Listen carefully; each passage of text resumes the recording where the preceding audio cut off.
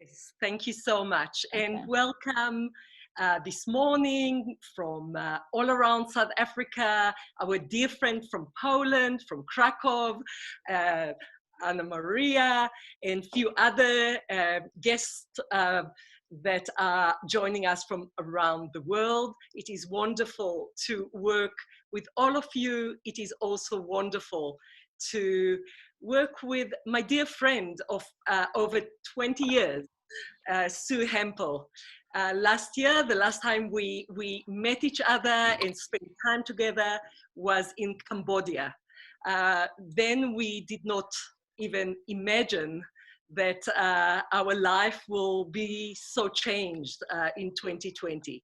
But they are, and indeed we are adjusting to it and learning new ways to actually live with them and thrive as much as possible with them. And Sue, thank you so much for sharing some of your thoughts from a subject that is very close to all our heart, sharing some survivors' stories. And may I say that today we remember and we specifically honor Holocaust survivor Judith Mandelberg that passed away yesterday in Johannesburg at the age of 102, a survivor from Lithuania, very warm, kind, sharing individual that was a proud member of our Holocaust survivors group. So we dedicate this session in her memory. I can now officially introduce Sue to you. Sue Hampel taught Jewish studies, English and history at Mount Scopus Memorial College for over 30 years. She's currently working at Monash University as an academic mentor to Indigenous students and a teaching associate in the history faculty. Sue holds a master's degree in Holocaust and Genocide Studies. She founded the March of the Living Australia in 2001. And she is, of course, a daughter of survivor. And that is why remembering the past to create a more tolerant future is one of the reasons that she brought this important program to Australia. Sue serves as co-president of the Jewish Holocaust Museum in Melbourne, and she is a well-known public speaker and lecturer at the Holocaust Centre and the Jewish Museum of Australia. And may I add, around the world, because I was very happy to listen to Sue in other places as well. In 2015, Sue was selected by the Department of Foreign Affairs and Trade of Australia as an education expert to represent Australia at the International Holocaust Remembrance Alliance, IRA, plenary sessions in Europe. Next year, Sue will serve as the international chair of the Education Working Group. Sue is a dedicated and well-respected educator, and she has been recognized for her teaching and community service by receiving numerous awards, including a medal of the Order of Australia, or OAM, in January of 2014 for service to the community through the promotion of understanding and tolerance. I will stop there and I will proudly hand over to Sue, my friend, colleague, and looking forward to learn from you today. Yeah. Oh boy, I feel very, very humbled and very, very honoured by that introduction, and I'm really, really pleased to be here. It's actually 7 o'clock at night in Australia. We're 8 hours ahead of you. So Charlie's saying good morning. I can see bright sunlight behind you. It's dark over here. And I wanted to also special welcome to Anna Maria from Krakow. It's so nice of you to be here. And to all my friends like Myra and Mary and everybody that I met on the March the Living, lovely to see you all here. So my plan today is as follows. I've got a PowerPoint for you. I'm going to share it with you now so you can have a look and see. Is that working? I'll just put on a big screen so it's here. So the idea is to go through this PowerPoint with you, talk for about 25 or 30 minutes. I'll explain how I'm going to go through the session, and then I'm going to stop and have a discussion with you, and then spend 5 minutes at the end wrapping everything up and concluding. And what Tully and I thought it might be interesting, because it was Yom HaShoah not so long ago, was to talk about how were communities, how during the Holocaust were communities built under these extreme challenging times. And I think Elie Wiesel's quote comes to mind. In those times, you know, one climbed to the summit of humanity by simply remaining human. So what I'm going to do, this is basically the summary of what I'm going to do. These slides are available for you. Tully, Catherine will have them if you want them. You're more than welcome to have a copy. But I'm going to talk about 3 case studies. And when I go through these case studies, I've deliberately chosen these 3 case studies. And it links to how I feel about today. I mean, you know, having Yom HaShoah a couple of weeks ago, it's obviously so different this year. You know, we couldn't have all of our community commemorations. And I kept thinking about the Holocaust survivors whose experiences during the Holocaust have taught me so much about resilience, about the human spirit, about the power to which, the heights to which humanity can rise. And their stories are so empowering and inspiring. And we know that tragedy can bring out the best and, of course, the worst in people. So I thought it might be fascinating to have a look at their stories, have a look at how they dealt with courage under adversity, what were their stories, and then come back and see how it relates to us today. So I'm going to look at 3 groups of people. And as you know, in 25, 30 minutes, can't do anything in detail. And Tully, I'm assuming most people have a basic knowledge of the Holocaust. So I'm not going to go into any background or anything. But the areas I'm going to look at, the doctors and nurses, particularly in the Warsaw Ghetto. And thanks to Tully, I have a fantastic story with a South African connection to a doctor who was in Warsaw Ghetto. I want to talk to you a little bit about cultural life in the ghettos, talk about friendship and the importance of friendship, and then that will be the Q&A. And I like starting the picture with Janusz Korczak, because he, to me, epitomises everything that there is wonderful about a human being a doctor, an educator, a paediatrician, and a wonderful person. So I want to keep him in mind as we're going through the talk. So we're starting in Warsaw. Oh, and I do want to say, just a caveat here, nothing that we talk about, I'm not comparing anything when we come later to have a look at, you know, what's happening in 2020. Nothing is to be compared with the Holocaust, because it's not comparable. But all I'm looking at is how survivors, what we can learn from survivors, what lessons we can learn from them to help us when times are tough. So the story starts way back in Warsaw, in the Warsaw Ghetto. So you know all this, but just to remind you, it was the largest ghetto in Nazi-occupied Europe. It existed from about October, November 1940 to May 1943. At various times, between 400 and 500,000 Jews were incarcerated in the ghetto. The walls, as you can see, were 3 metres, 10 feet high, barbed wire. If you escaped, you were shot on sight. And we know that inside that wall, 1/3 of all of Warsaw's population had to live in 2.4% of Warsaw space, which meant about 9 people in every single room. And obviously living conditions were unbearable.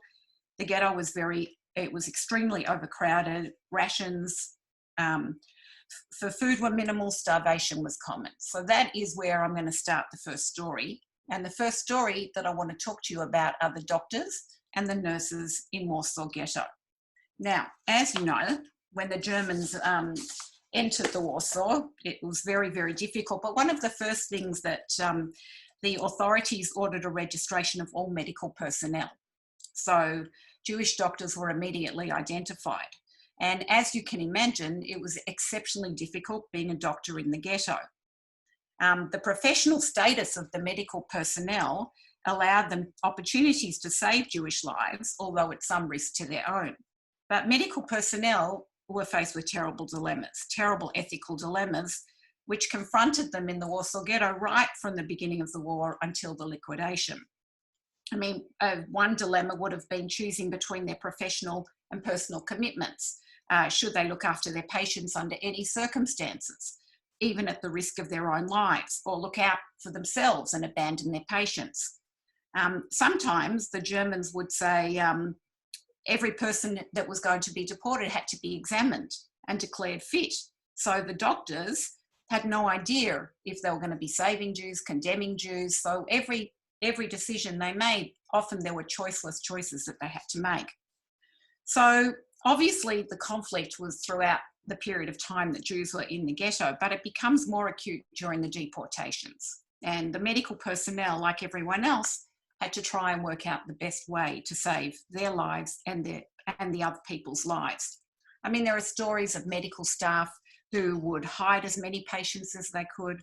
There are stories of hospital staff coming with ingenious ways of smuggling detainees out of the Umschlagplatz, like dressing them in a white doctor's coat, carrying them to hospital as if they were going to have surgery. Sometimes doctors even intentionally broke limbs of people who were on the Umschlagplatz without any anaesthetic to pretend that they had to be moved to get into the hospital.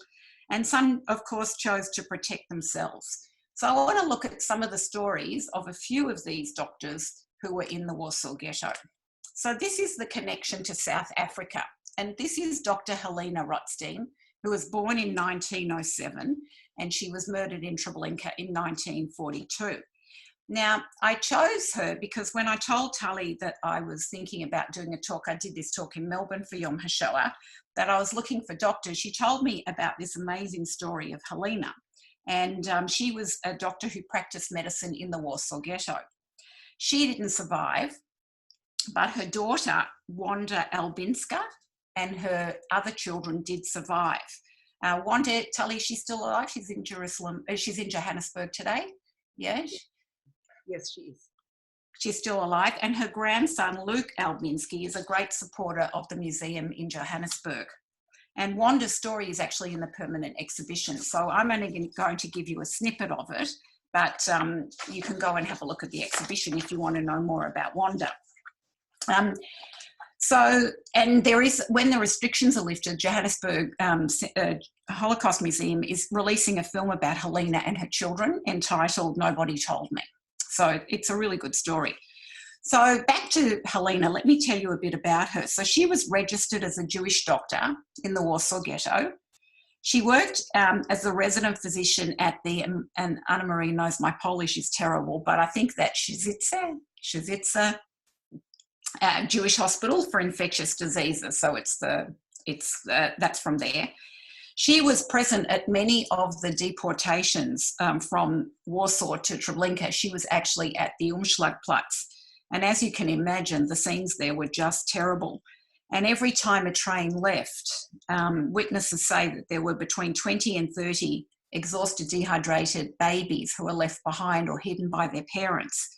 And according to testimony, Halina and some of the nurses would find these babies, take them back to the hospital and try and look after them. Halina, we also know from stories that we've heard about her that she attempted to perform surgery and dress the wounds of wounded patients.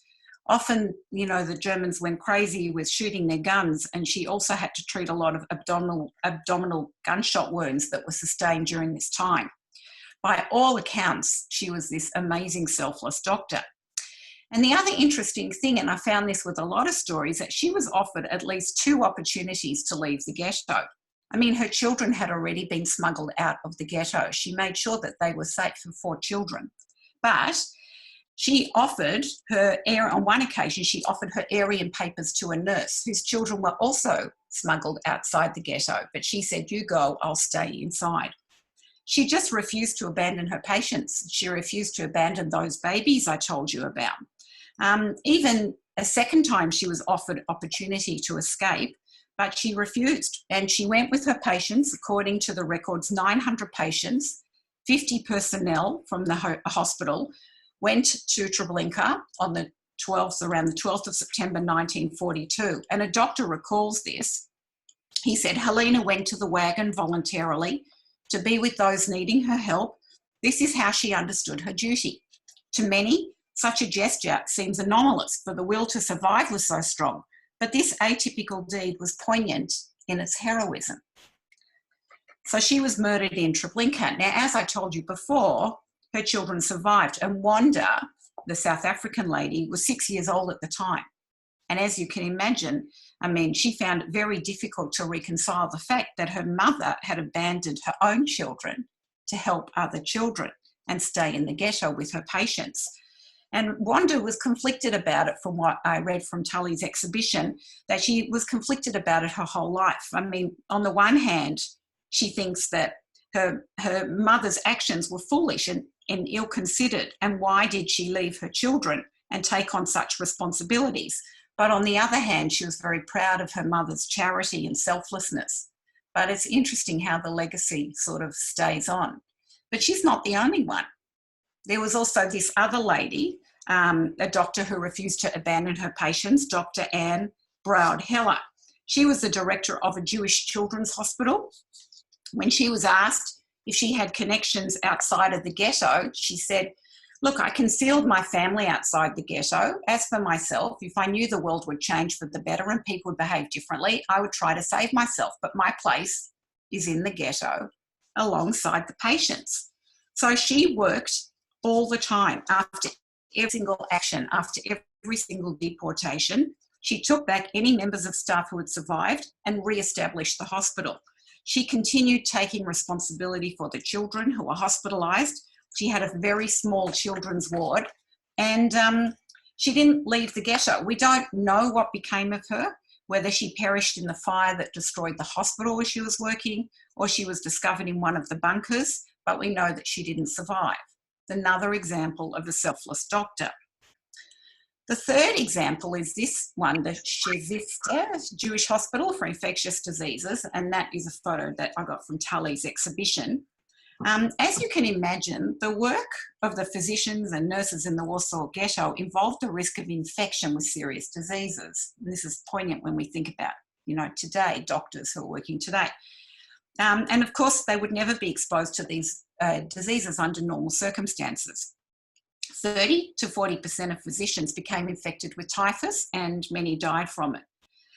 There are a lot of descriptions by different doctors, because there were some who survived. One is Dr. Mordechai Lenski. He wrote a book called A Physician Inside the Warsaw Ghetto, and he filled various medical roles in the ghetto, and he sort of explained some of the dilemmas that he personally faced. So here's Dr. Lenski with a group of doctors inside of Warsaw Ghetto. And he wrote, he had to decide if he was going to work with typhus patients. So he writes, not in this quote here, but another one, "Typhus was in great proportions. To willingly take up the yoke of labouring in a medical institution where infection from this disease was close to certain due to the poor hygienic conditions, when I was under neither material nor moral duress, was certainly a foolish act on my part, especially because I was not in lack of work." So he went to the medical centre to assess the situation. And this is what he said, the quote here. "I immediately wanted to go back, but an inner voice made me stay. If you have come this far, see what is going on inside the building. You must see the refugees who are in that building, how they live, under what conditions. To go home is a moral sin, fleeing the battlefield. So I heard an inner voice, a kind of moral imperative, and I stayed." The interesting thing is that he expresses the moral dilemma of many, many other physicians in the ghetto. Should they be loyal to their patients at all costs? And that could be becoming infected with a deadly disease, or should he protect his own life and neglect his patients? He actually had a conversation with his wife that he records in his book. And his wife tried to dissuade him. "You are risking your life," she says. "Your heart will not withstand the disease. We too are at risk of infection. We do not have a special room to quarantine you during illness. Certainly, a doctor is not permitted to avoid his duty to treat the sick, even if this poses danger to his own life. But if there are several candidates for this job and you turn it down, another doctor who's already been infected with the typhus and acquired immunity can accept the job." So it's just interesting, that these dilemmas that people faced and that doctors had to face. And you have to know that the majority of the doctors, particularly in Warsaw Ghetto, did die in the ghetto. One of the most amazing things, and I don't know if you know about this, and I didn't find out till I started doing the research, is that, as we know, education was really not permitted, but it was secretly provided in the ghetto. And you know, educators conducted schools, and we know all about that, how children were educated. But I didn't know that there actually was a secret medical school in Warsaw Ghetto. So the doctors actually allowed Ghetto, the Germans, allowed Ghetto physicians to conduct a sanitary course for the prevention of infectious diseases, particularly for typhus. The Nazis were very, very much afraid of typhus. So the only course that they would legally allow in the ghetto is a course to prevent infectious diseases, okay? So what the doctors in the ghetto did is they transformed the course into a medical school, a picture there, with over 400 students, okay, at different levels. Teaching was in basic sciences, clinical skills, but they also tried to develop a fully fledged program to train future doctors, right? So it was conducted in cold or camouflaged rooms or in hospital halls. It was conducted at nighttime and limited laboratory sources and certainly very limited medical supplies. The school lasted for 16 months. This course became a school that lasted 16 months from February 1941 till the liquidation of the ghetto in about July 42. Now, very, very few students survived, but those that did went on to practice medicine after the war. Due to the terrible circumstances, the ghetto offered a unique opportunity for research on the results of hunger and the effect of nutrition deprivation. And between February and July 42, there were several medical teams who actually studied a syndrome that became known as the hunger disease. And they recorded everything, by the way. They recorded the effects of starvation on the human body, the results of the hunger syndrome study. You know what they even recorded? These doctors who were training these 400 young medics, they even recorded the test results. They gave them tests and they were recorded. And what was fascinating is that the records, the starvation effect, the results, other records were smuggled out to sympathetic Polish colleagues or buried in metal containers that were excavated after the war. There were 3 founders of the medical school. One of them is Julius Zwiebaum, who's here, Emil Apfelbaum and Ludwig Stabholz, and the 3 founders miraculously actually survived. Julius, this guy here, he taught anatomy, embryology, histology. He crossed to the Aryan side. After the war, he was made head of histology at Warsaw University, and he died in 1959. And he remembers this clandestine school, and he says, when the date of the opening of the courses was established, there was a strange mood in Lezhno Street Hospital, both in the Collegium and in the streets. The specially adapted lecture hall was filled with students. A positive mood was clearly discerned. Whoever looked at those excited faces had to believe in life and in the future. The other 2 doctors, just to tell you about them, just an interesting story what happened to them. So Emil Apfelbaum was the second doctor. He was in charge of infectious diseases. At the Ghetto Medical School, he taught about cardiac disease. He escaped the ghetto as well, survived on the Aryan side. His post-war life was short. Just tragically, he was a cardiologist. He died of a heart attack in 1946. And the third doctor, Ludwig Stabholz, taught anatomy at the medical school. He also escaped and hid on the Aryan side. And after the war, he went to Israel in 1950, and he became a surgeon for spinal disorders and back problems. And he invented this brace traction device that was very, very famous. You know, whenever you've got a sore back and you need these brace, he actually invented it, this doctor, who was one of these, you know, founders of these schools in the Warsaw Ghetto. And he worked as a doctor till 2007. But I really love this story because for me, this clandestine medical school, it's a story of hope against hopelessness. Like, it's a story of courage against carnage. It's a story of defiance against domination. But most of all, I just love the way that it's a story of education pitted against this annihilation, you know, and that they just wanted to teach these medics to become good doctors in the future. And by the way, the school was never discovered by the Nazis. Never, ever discovered. This is one of my most favourite people ever, and she is an example of the most incredible nurse, and I'm sure that you know about Irena Sendler. So when war broke out, she was 29, a social worker employed by the Welfare Department of Warsaw. After the German occupation, that department took care of poor and dispossessed people in the city, and she took advantage of her job as a nurse and a social worker and decided that she wanted to help the Jews. She was an amazing lady.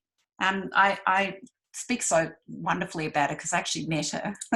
Anna Maria might remember, but she was 97 back in the day, and I was on March of the Living, and I came from the airport. I grabbed 2 students and I said, "You're coming with me to meet somebody," and there was Irena. I'll go back to this photo here. So Irena, she decided that she had to do something to help. She just had to do something to help. And as a nurse, she managed to get a permit from the municipality that enabled her to enter the ghetto and inspect sanitary conditions. She pretended she was an expert on infectious diseases. But once she was in the ghetto, she established contact with activists of the Jewish Welfare Organisation. And with an organisation called Ghetto, she smuggled out almost 2,500 Jewish children out of the ghetto to the Aryan side and helped set up hiding places for them. When I met Irena, she actually told me, she was just amazing. I mean, just the most amazing, beautiful lady. And I asked her like what she did and how she did it. And she told me, and she actually showed me at 97, her mind was still clear and bright and she was articulate. She spoke in Polish, obviously, we had a translator. But she told me how she used to go into the ghetto with a bicycle. And on the bicycle, she had a basket. And with her, she would have a dog, right? And when she would go in the ghetto, she would try and convince Jewish mothers to hand over their babies. She would sedate the babies, put them in the basket, and then she would ride out on her bike. But if the baby woke up, she'd stomp on the dog's foot, and the dog's bark would, be louder than the cries of the baby. And then she would help with Zhigota and with another Irena. They would try and find places for the children. And she recorded the names of all the children that she saved. And she put them on like little cigarette butts, like pieces of paper. And she buried them in the glass jar under an apple tree of her neighbour's yard, so that one day she hoped she could reunite the children with their parents. She was arrested by the Gestapo in October of 1943. She managed to hide all of the incriminating evidence, those names that I told you about. She was sent to Paviak prison and sentenced to death, but underground activists managed to get her released. And she hid for the end of the war. And after the war, she tried to reunite the Jewish children with their families. But very, very, very few of those parents returned.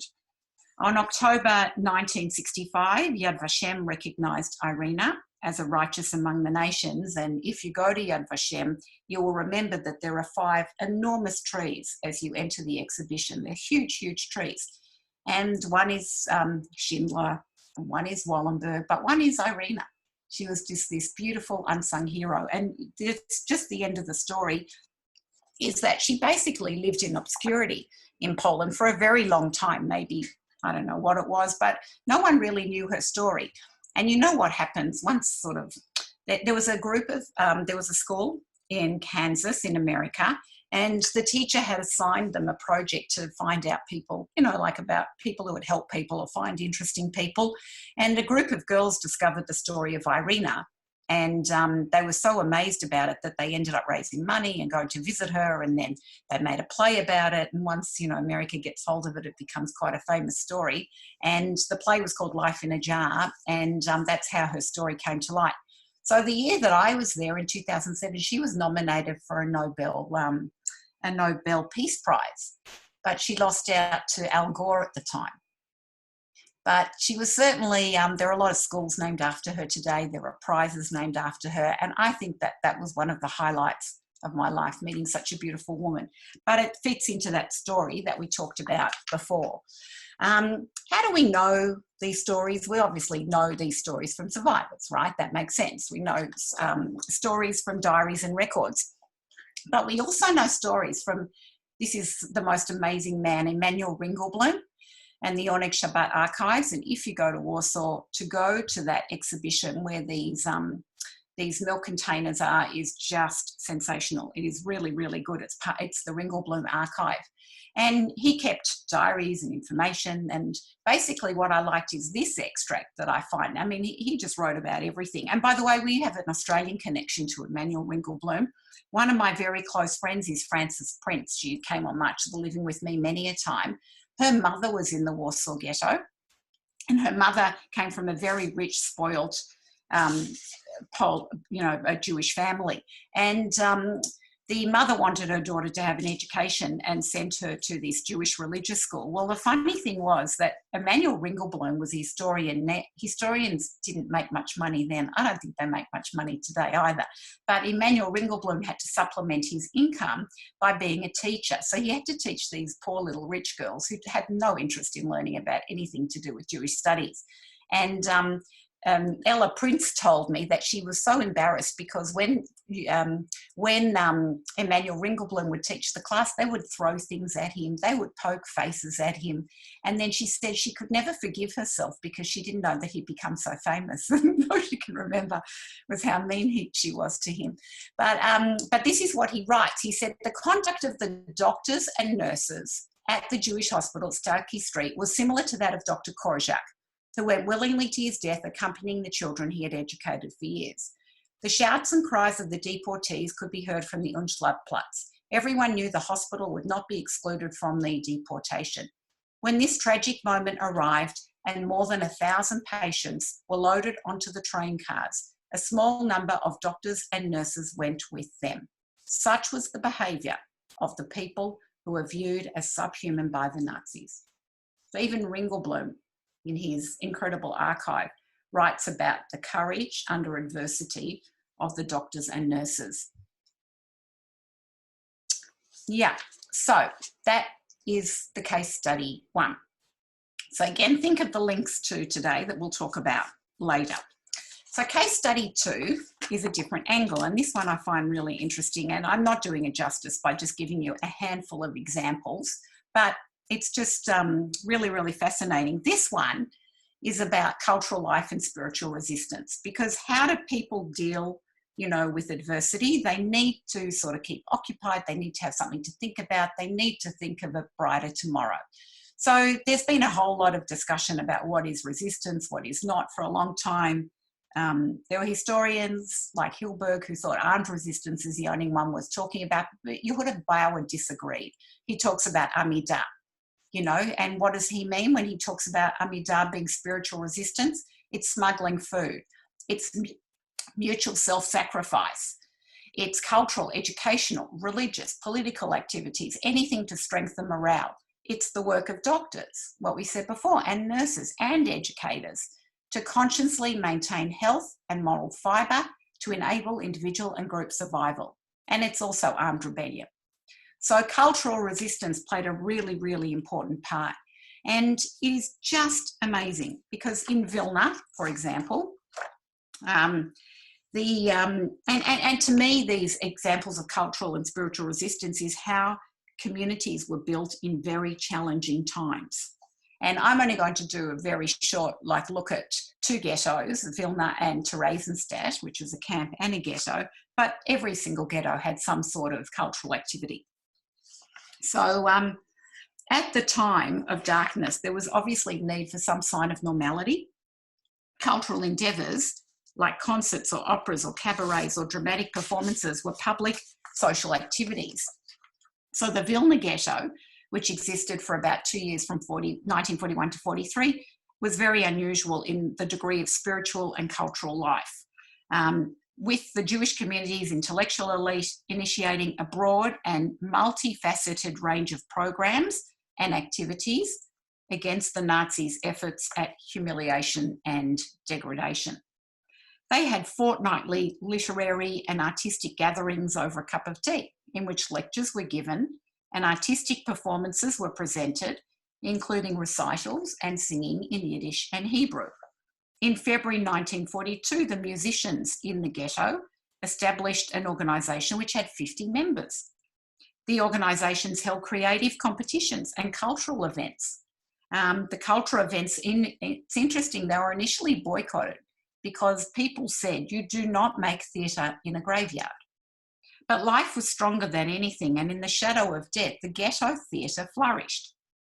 On the 26th of April, 1942, the Ghetto Theatre opened in a small city hall with a production of Shlomo Molcho in the presence of the Judenrat, the police, writers, artists, and the public. Performances and lectures were held on Sunday mornings. There was a puppet theatre. In Vilna, there were 120 performances of the puppet theatre in 1942, and 38,000 spectators came to see the puppet theatre.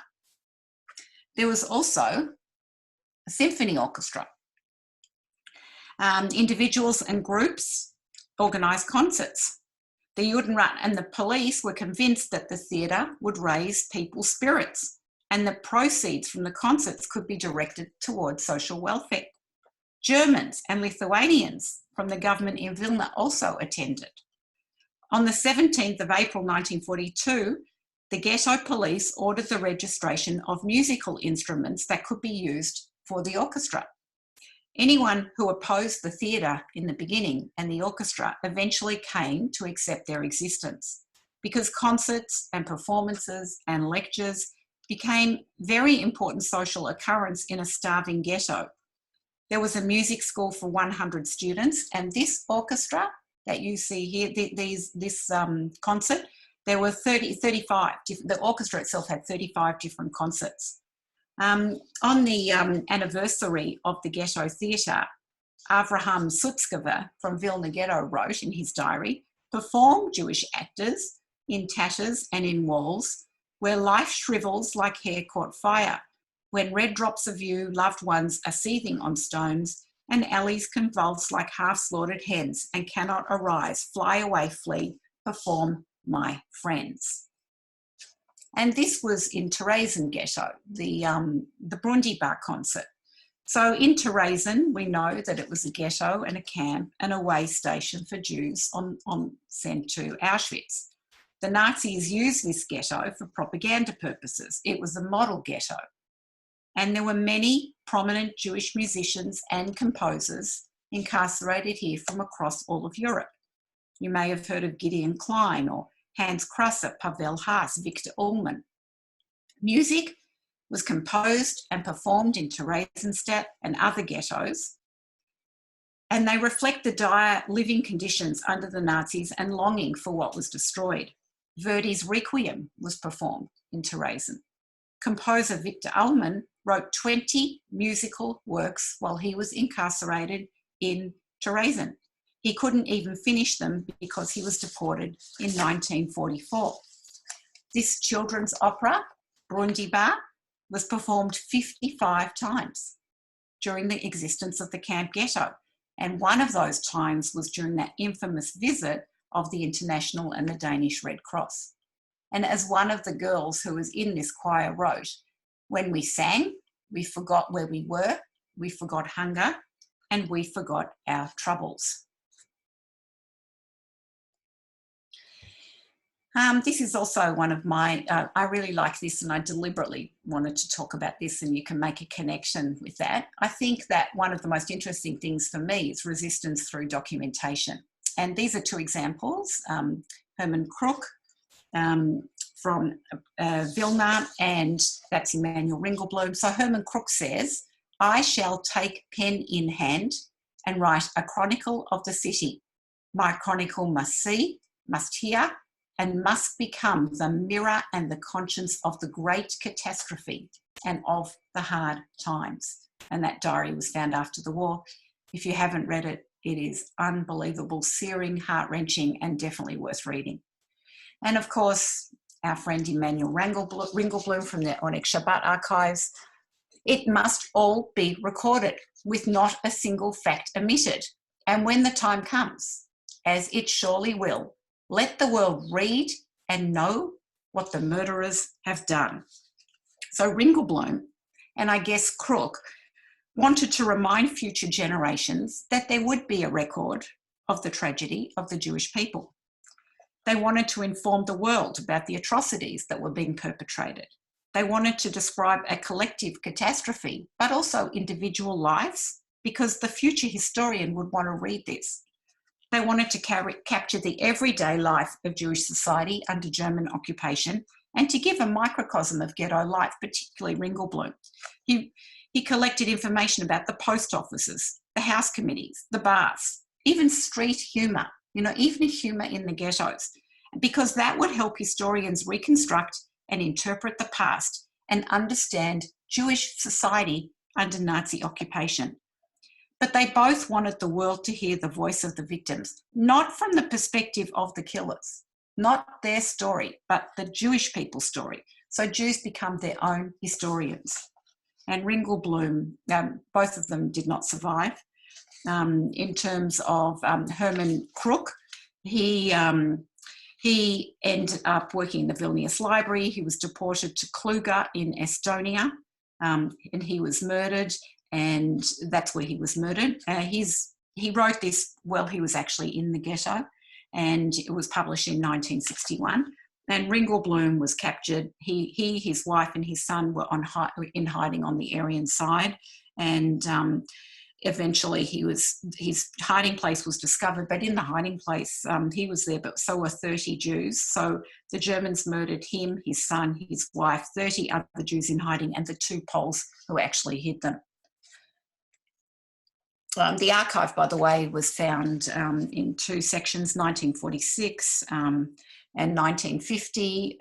You can see that there were also 10 metal tin boxes that were discovered at the archives. 3 of the original members of the Oneg Shabbat Society survived. The woman over there, you can see in the pictures, Rochel Orbach, who also survived. You can see those milk canisters that I showed you earlier on, and that if you go to Warsaw, you must go to that unbelievable Warsaw Museum where it collects it. But I just find it fascinating that they were so determined to keep a record for posterity, and it's pretty amazing.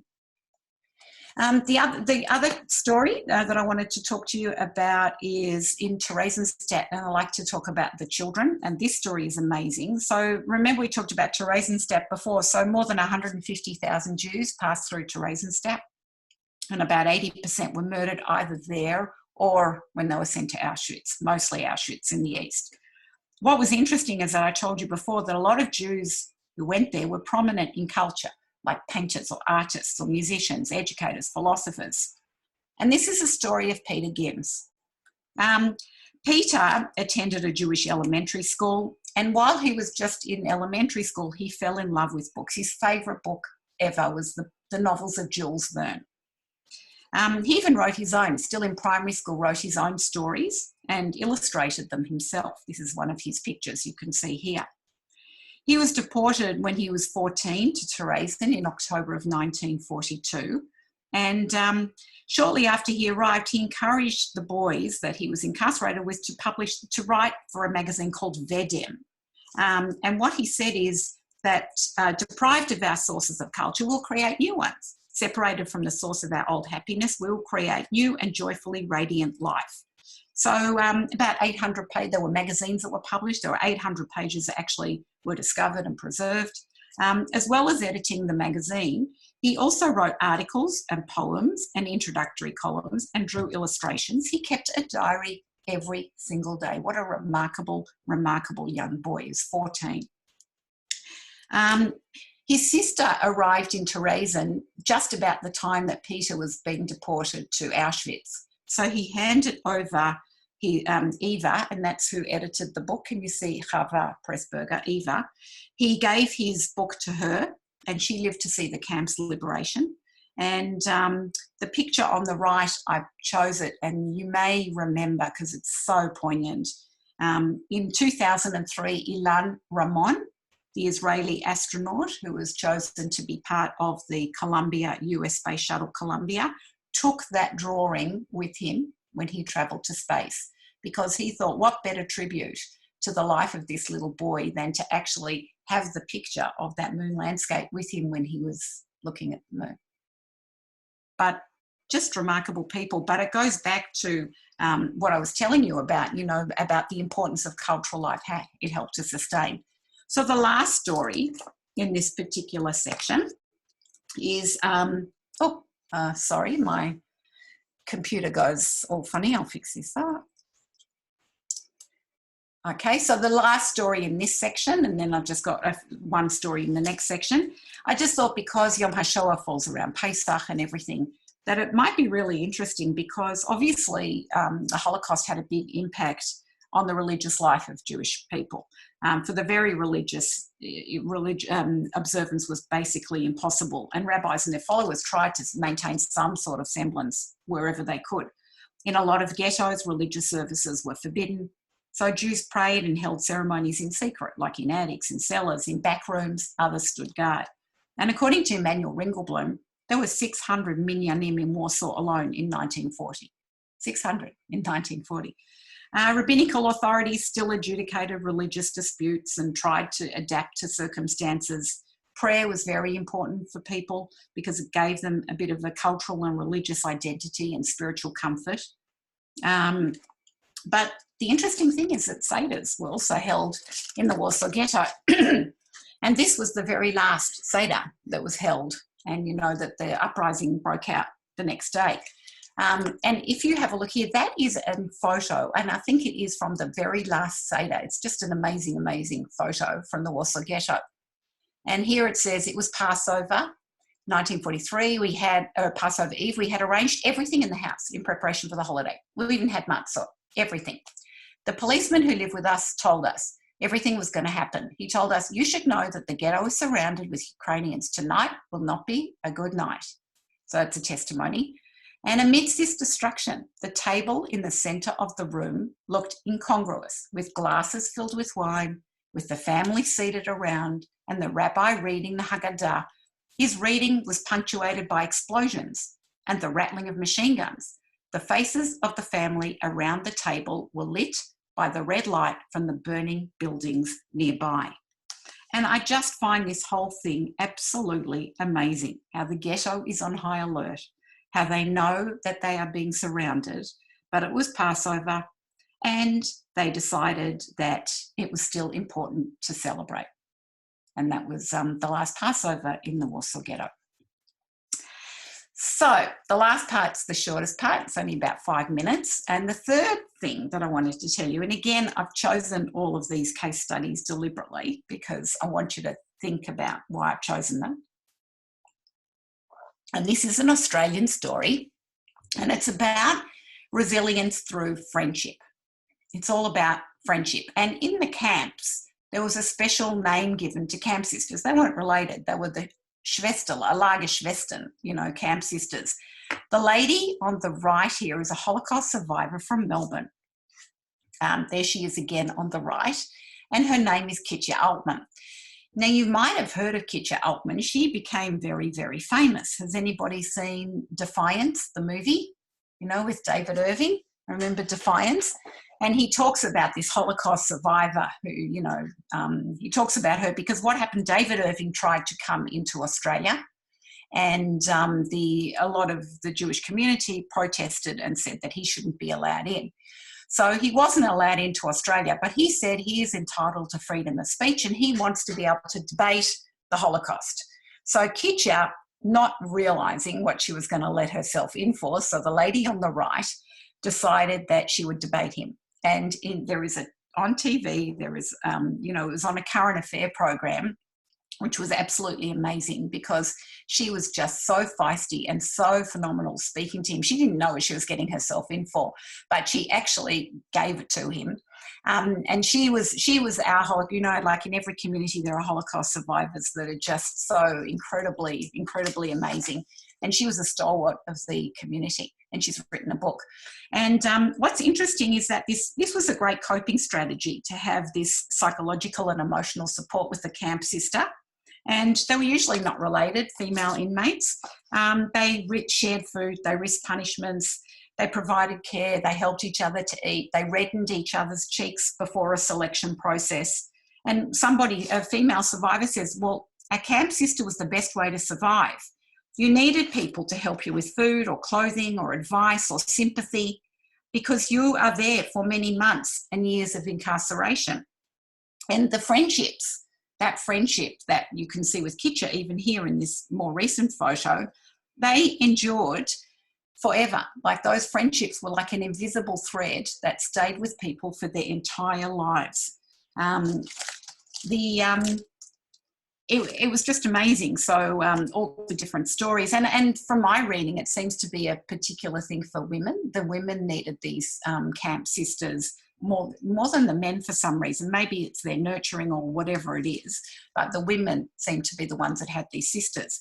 So Kitcha and her friend Sesha had this bond. They had met in one of the in a camp before they actually went to Auschwitz. And when they arrived in Auschwitz, Kitcha was tattooed A25440 and Sesha was A25441. So that was another bond that they had. And Kitcha's written a book, Memoirs of Ordinary People, and Sesha is a constant in that book. And here she writes in one section, my friend, my Lager sister Sesha got diarrhea. I was frantic with worry and fear. This disease was fatal. I was afraid I might lose Sesha, and I could not imagine existing without her. We were inseparable. She was my teacher in the art of survival and my protector. Sesha provided a safe bridge for me to walk on. And when Sesha died, Kitcha wrote, for 60 years, you were part of my life, longer than I had been part of my parents' life, longer than you were a mother to your children and a wife to your husband. So that's the end of part 1. So I'm going to stop the sharing there. And what I want to talk to you about, we're going to do have a discussion now. I'm really interested in your input, and then I've got something to finish off later. So I'd like to throw the discussion over to you. Do you think that there are any broad lessons or universal lessons that we can learn from the stories and case studies that I've shared with you? And remember, there's no comparison. I just want to make that clear. I'm not comparing anything to do with Holocaust. I'm talking about lessons, life lessons that we can learn from these people, and anything at all. Just over to you.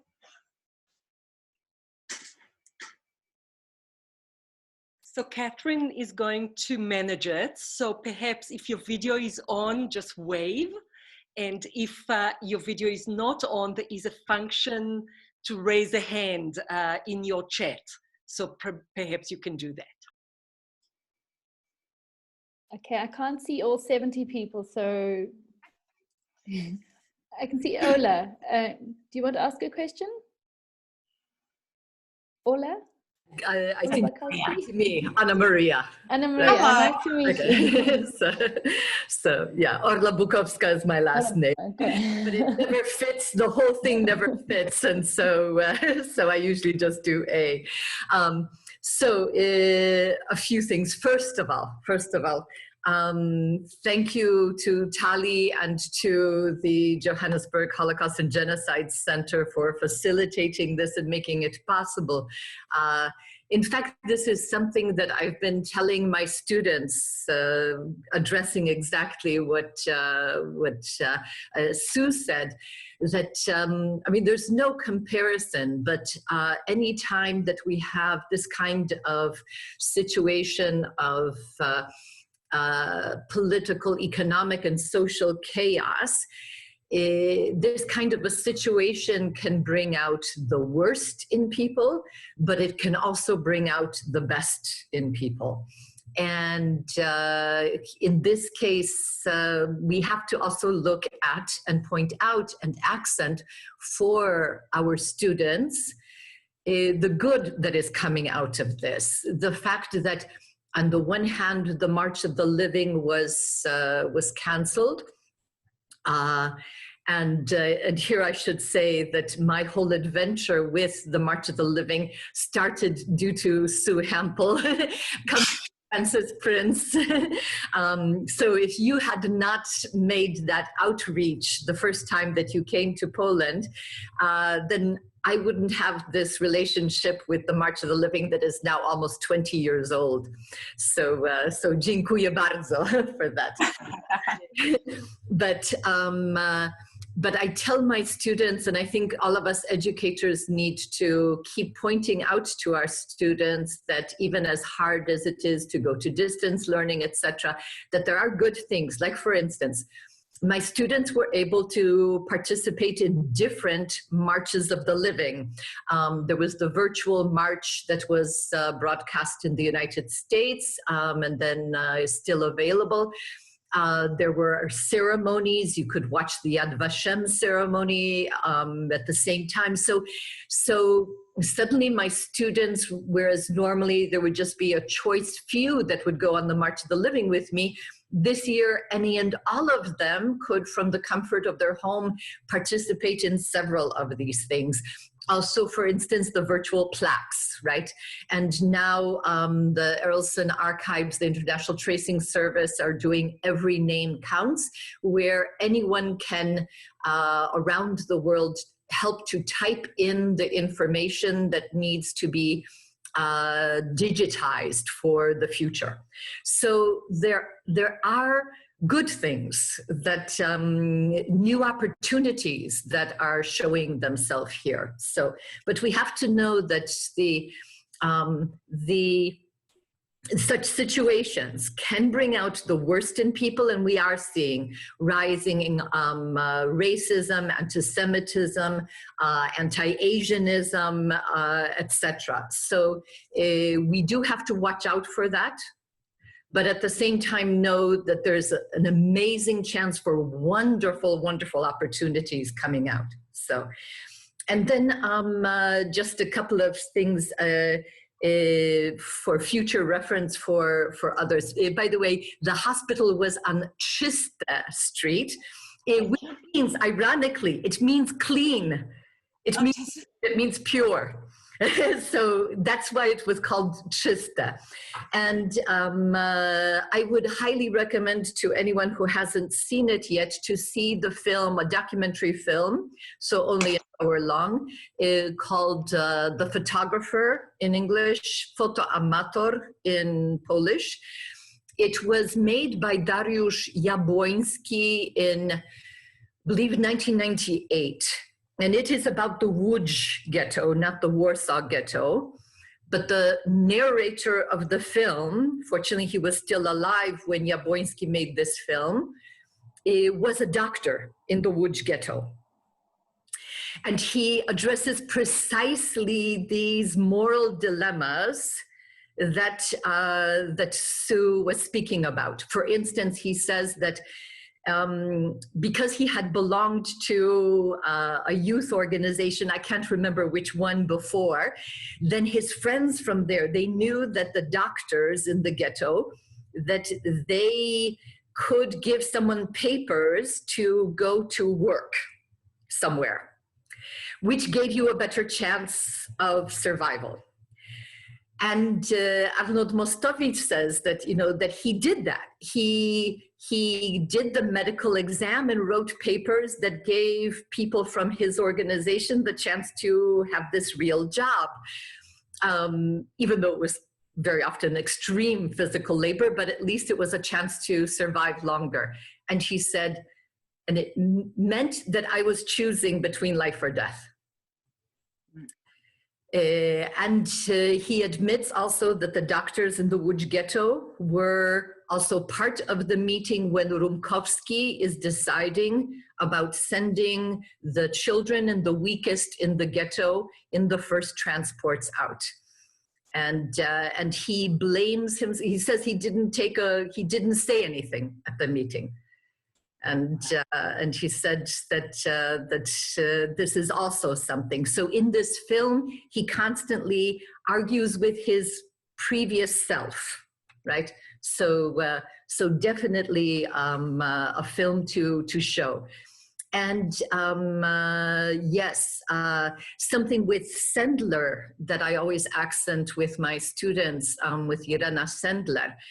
One of the reasons why she faded into obscurity after World War II, I mean, one of them was people who do these kinds of things, they usually think that this is normal, that everybody does this. So why bring why brag about it? This is normal.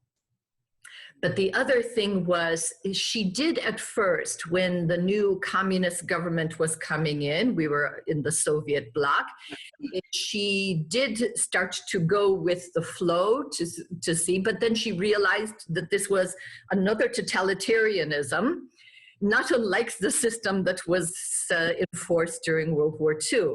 And so she started to rebel against the communists.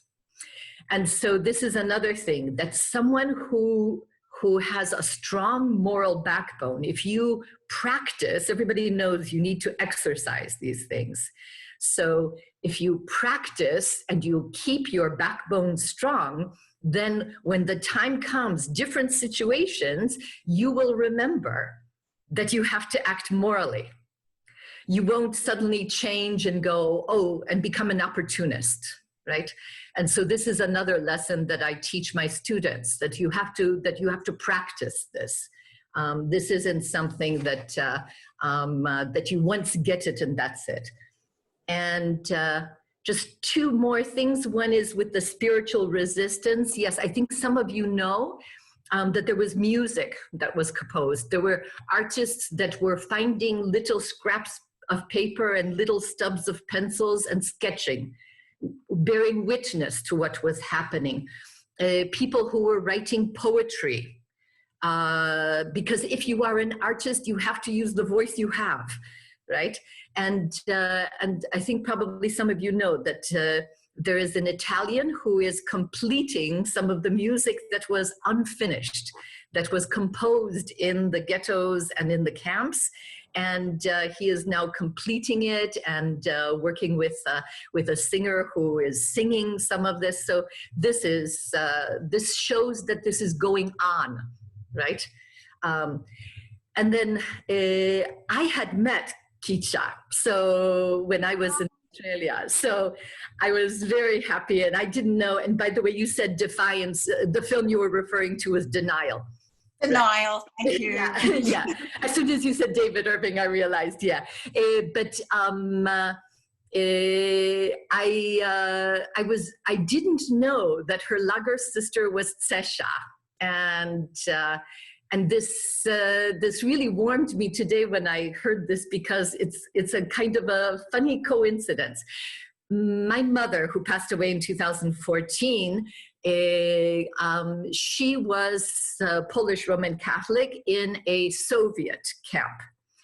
And she became an orphan by the time she was 15.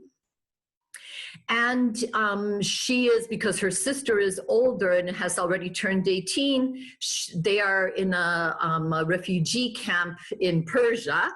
And for the first time in her life, she was the youngest of 5 children. My mother was completely alone, completely alone. Her sister, now 18, is with the adults in the adult club. My mother is alone on a bunk bed, crying her eyes out. And her Lager sister was also Tsesha. And so Tsesha also ended up in the United States, also in the Chicago area where I was born and raised. And to the end of Tsesha's days, Tsesha passed before my mother. My mother maintained contact with her, visited as often as it could. And Pani Tsesha became an auntie for us. We called her Ciocia Tsesha. So this Lager sister sort of coincidence was also something that shows that in different situations you can have the same kind of resistance. So dziękuję bardzo, Sue, for this. Thank you. Thank you, Anna Marie. Thank you so much for that. It was really interesting. I've got 3 questions so we're going to start with Mary Clerk, I think. If you want to unmute let me unmute you and you can ask your question for Sue. Thanks. Thank you so much. And thank you, Sue, for an extraordinary morning. Such an inspiration, particularly at this time. And so many analogies around how to take inspiration from these extraordinary human beings who you've highlighted and made human for us today in our difficult and uncertain times.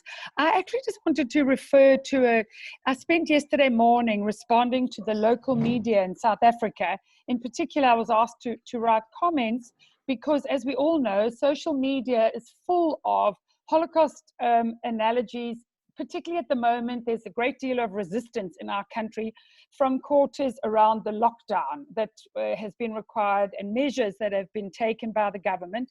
And some of the criticism is backed up by intellectual arguments, but some have resorted to comparing the government to Nazis and using ridiculous comparisons to the Gestapo, and some people are likening their circumstances to Anne Frank, etc.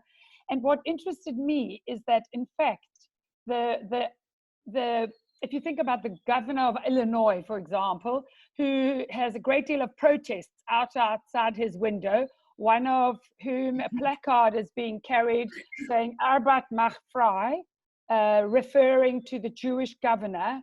And in fact, the comparisons that should be made to this time are around the stories you shared this morning. All the horrible, insensitive analogies that are being extrapolated into social media and other areas should be counted with the fantastic stories of resilience and inspiration that we heard this morning. So thank you so much for what this hour we've had with you. Oh, thank you. Thank you. Thank you, Mary. That's lovely. Lynn Birkenstock has a question. I can't see you on my screen. Yes. So are you able to? Okay, great. Thank you so much, Catherine. Hi, Sue. Hello. To say thank you. It's been a privilege to learn about these astounding past events and the people who experienced them. Today, we looked at factors like courage and cultural and spiritual resistance, and friendship, of course, in creating and sustaining a cohesive community.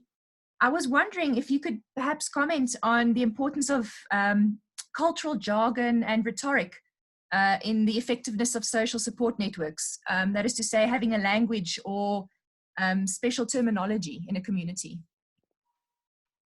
Oh, that's a good question. I can't think of anything, but Tully, can you think of anything? So maybe shall we gather a few more comments, Sue, and there's one or two more, and then we will try and. Yeah, I'm going to think about that. Lee. I'm going to think about that's a hard question, but it's a good one. Great. And maybe someone else has got also an idea for that too. I've got a question from Glenn. Glenn, would you like to ask your question? And then after that, Diane as well. Diane Cooper's waiting to ask something or to share something. No, my question's already been mentioned. Thanks, Catherine. Oh, okay, thanks, Glenn. Diane Cooper? Thanks very much, and hi to Tully, who I've met, and to the panelists. Unfortunately, I could only join late, but what I've heard already has been so worthwhile. I just wanted to share one or two things. That I worked for a trade union during the apartheid years, and I was in political detention in 1980. And in the beginning, it was an interrogation phase, and they did hold everybody in solitary confinement. But thereafter, by a twist of fate, because of apartheid, I was the only so-called white political detainee being held in the prison in Cape Town. And so I was on my own, completely on my own for 3 months. And I learned a lot about both my resilience and my weaknesses, and sometimes my inability to be brave and courageous, because it wears you down after a while. And somebody was allowed to visit me, but it was always what I've called through the glass. So no physical contact, which is similar to people who are living on their own at the moment, also no physical contact. And they, in a very roundabout way, urged me to go on a hunger strike to protest about my condition. And the conditions in which I was being held alone. And some other people were, and they were very brave, and I admire them, but I couldn't do it. As it was, I'd lost a huge amount of weight, and I'd lost my sense of self and my sense of power. And I think people just need to be aware of those different sides. And so although it's a very different situation, to being in a Holocaust camp or being in, now being in a pandemic, there are some things that resonate. What I found made a huge difference, and I'm sure this is what's been coming across from others, is the little things. So, you know, for example, if I went out for exercise or not, if they didn't forget. On one occasion, a fellow detainee in the male section had a friend who visited who dropped off a little chocolate for me. And there was a kind guard on duty who gave it to me. And it absolutely made my day, just to get that little token from the outside. So I just wanted to share that. I did last year visit Lithuania and had a wonderful guide who took me around the areas where my grandparents had grown up, but they had come to South Africa before the Holocaust. But I found going and visiting those memorials next to green forests where people had been shot into the trenches absolutely broke my heart and brought it home to me. So I just wanted to share those few things. Thank you.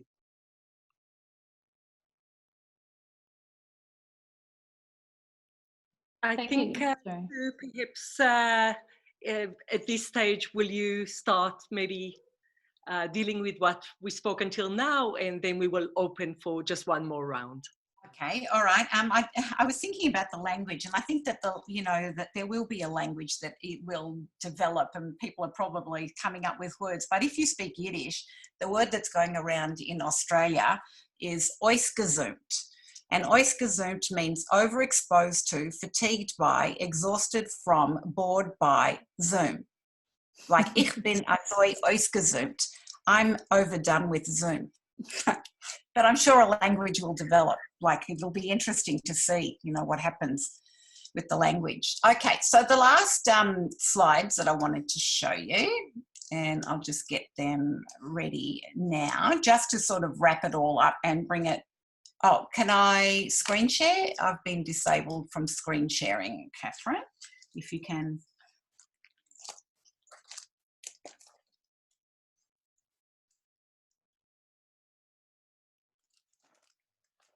Is that possible to screen share again? Or maybe I can now. Yeah, I can screen share now. So these are just the last few slides. So that was the Kitcher slide. Okay.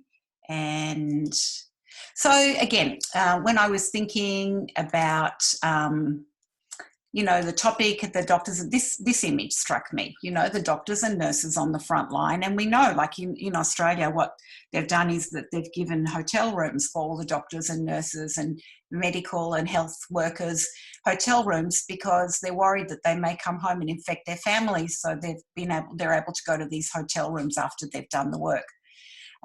We've also learned to adapt culturally to a whole lot of new things. So I don't know if anybody had a Zoom Seder, but this was an example of a Zoom Seder back in Australia, and that was a new way of connecting with the family. It was, of course, not as good as being personal, but at least we could do something like that. I find this amazing, and I don't know if you know about this, I'll tell you about that last, but the way that culture seems to bring people together, and we talked about how important cultural was then, it is also important today. Like here, the galleries are closed, the theatres are dark, but a world of entertainment can be experienced online. There was that concert, I don't know if you saw, with Lady Gaga and all of these stars, that the world comes together again.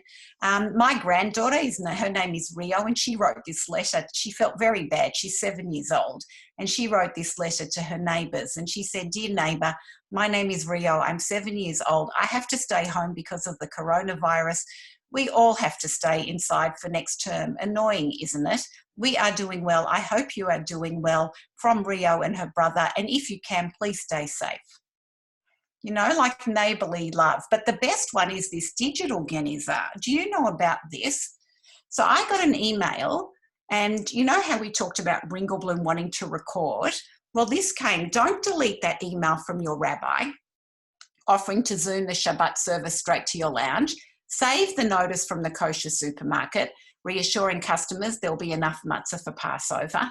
Download your synagogue's poster offering support for vulnerable people in the community. Copy the Facebook link from the Jewish community in Latvia, showcasing its app to recruit volunteers. Click on the message from leaders of the Italian Jewish community offering psychological support services to its members. bookmark Hamoria, an Orthodox online newspaper branding itself as a Your Coronavirus Info Hub. The community that ostensibly frowns upon the internet is finally harnessing its power to collate and publicise rabbinical statements to close down synagogues and Jewish schools. So basically, they're telling us to keep this record, this GINZ, for the future. And the very last story that I wanted to share with you, these are some of our Holocaust survivors. And maybe, I know there are representatives here from the Holocaust and Genocide Museums in Durban and in Cape Town in Johannesburg. This was a project that we did, and it's all about resilience through friendship. So we posted profiles of all of our survivors, this is just 8 of them, online, because we wanted to let them know that we are thinking of them. For them, it's really hard, just not seeing grandchildren, you know, being a bit isolated. And so what we actually did is we posted out, put up this letter, and we said that we would like you, the community, Jewish, non-Jewish, to reach out to our survivors and give them a message. All right, and you can do whatever you want. We sent this information to schools, and we have had hundreds and hundreds of letters from school students and from other people, and they write notes, and we deliver the notes to our survivors. And our director, Jane Joseph, said, we want our survivors to know that their stories are having an impact even while they cannot talk directly to an audience. And writing a letter will make them feel valued and give them hope for the future. And 95-year-old Holocaust survivor David Prince, I mentioned Ella last time, his wife, so he's 95, and he received letters. And one of the letters, I don't know if you've heard of Kathmandu, it's very famous outdoor, outdoor equipment. And he heard David speak at the Holocaust Centre, and he wrote a letter, so which was amazing. So all of these things help, and thank you very much for listening. And that's over, back to you again. Can I say something? I'd really like to say that I think that's really beautiful, the writing letters to the survivors. I think that's a really, really beautiful project, and kol hakavod for doing that. Well done. Oh, thank you. So, Sue, we have really just very few minutes. We are going to close in the next 3 or 4 minutes. I just wanted to say a lot of food for thought from our comments, from Mary, from Anna Maria, from the others, Diane and others, about warning signs of analogies that are problematic, about issues of language that are at times negative, not only humorous or funny, that are coming up, or empowering that are coming up, and just to be aware of the positive, as Mary invited us all